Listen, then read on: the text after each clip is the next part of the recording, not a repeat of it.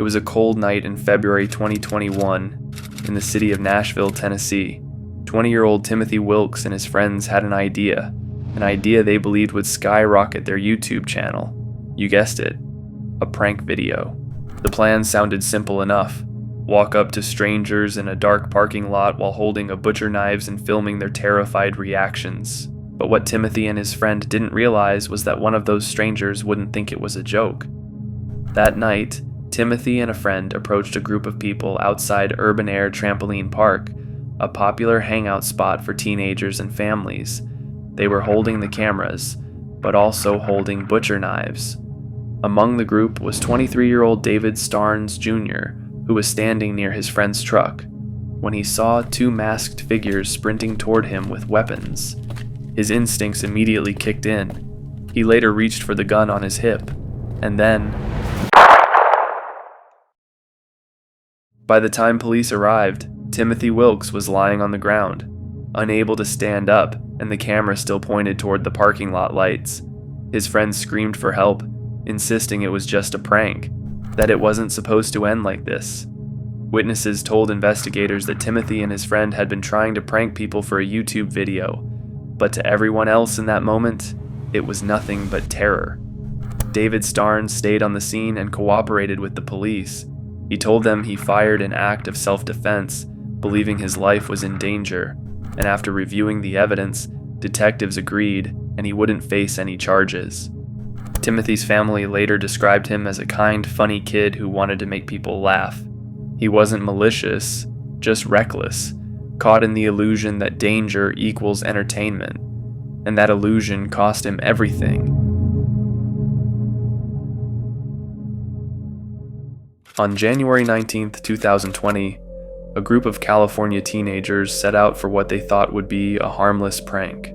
It was late at night, and the streets of Temescal Valley were quiet. Inside a Toyota Prius and a group of teenagers planning to ring a stranger's doorbell and run off. But that night, one simple ring would lead to something far darker than any of them could have imagined. The doorbell they chose belonged to 45-year-old Anurag Chandra, a man who, according to investigators, had been drinking that evening.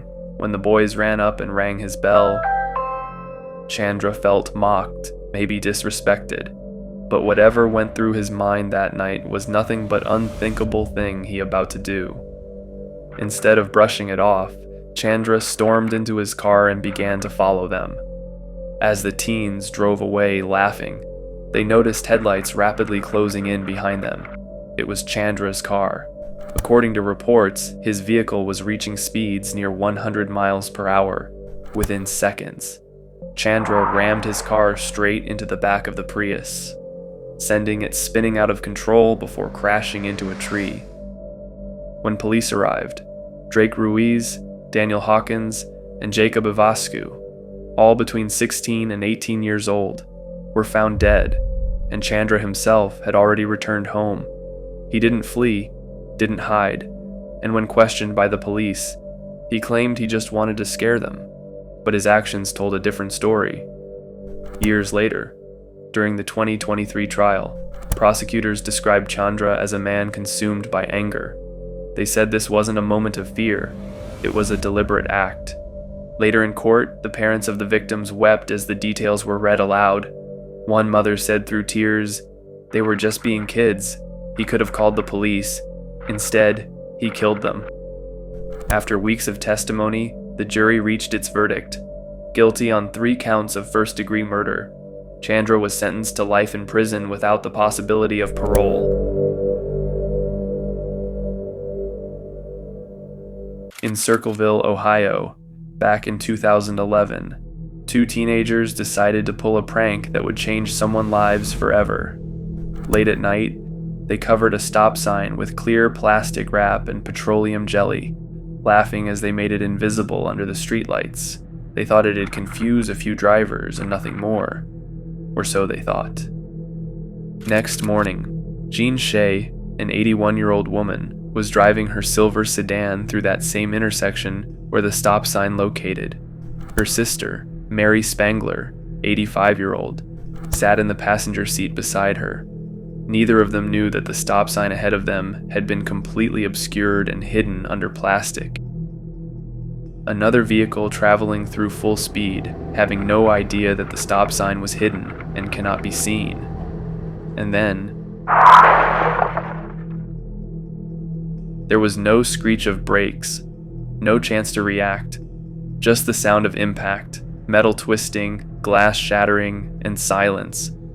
By the time emergency responders arrived, both women were critically injured. Mary Spangler sadly died at the scene. Jean survived for a few weeks, before passing away in early September from her injuries. When investigators examined the crash site, they immediately noticed the stop sign wasn't visible. They knew that's the cause of the accident to happen. Neighbors later told the police that they'd seen two teenage boys near the area the night before, laughing and messing with the sign. Those teens were later identified as Seth Stonerock, 19-year-old, and Derek Greenlee, 18-year-old. They admitted to covering the stop sign, calling it just a joke. But when faced with the fact that two elderly women were now dead, they're no longer laughing. The court found Seth Stonerock guilty of 2 counts of reckless homicide. He was sentenced to 4 years in prison, while Greenlee's charges were later dropped due to lack of evidence.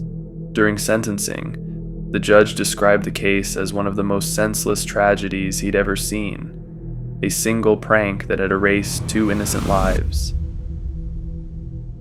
At the end of the day, these stories remind us how quickly a moment meant for laughter can turn into something irreversible. A single decision, a single second, can change everything, whether it's a prank, a dare, or just a reckless idea. Sometimes what starts as fun can end in tragedy.